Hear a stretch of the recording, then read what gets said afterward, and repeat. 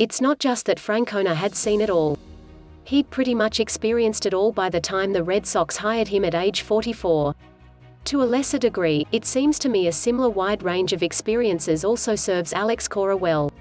And while the parallel isn't exact, the Celtics' hiring of 43-year-old Ime Udoka as coach Wednesday came with that same distinct right person, right time feel.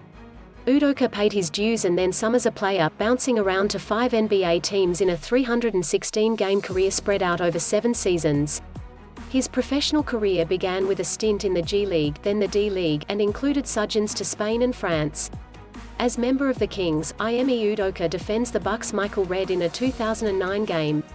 Morry Gash, Associated Press. He played with superstars, 4 games with the 2003-04 Shaq Kobe Lakers, and 3 seasons with Tim Duncan and the Spurs, and names that require some basketball-reference.com surfing to remember. Teammates with the 2005-06 Fort Wayne Flyers included Wafer, Vonteego Cummings, and Jamario Moon.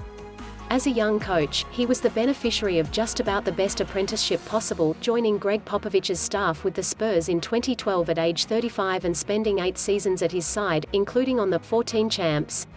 He spent a year on Brett Brown's staff with the Sixers, working with Joel Embiid and Al Horford, and spent this past season as an experienced assistant for novice head coach Steve Nash to lean on with the Nets. Perhaps you noticed during the playoffs that Udoka often was more animated on the sideline than Nash, especially when the Nets were on defense. I'm not suggesting he's a miracle worker, but he did persuade James Harden to play defense, which wasn't thought possible. There's just so much to like with this choice. He's a former player, a person of color, he's the 18th coach and 6th black coach in Celtics history, and a seasoned assistant overdue for a chance. Not only does he have experience playing with and coaching stars, he's already familiar with the Celtics stars.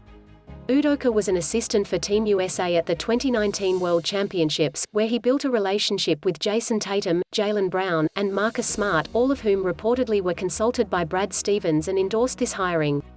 Even if you favored another candidate, Chauncey Billups seemed to have a lot of fans around here. It's hard to find a flaw in this choice.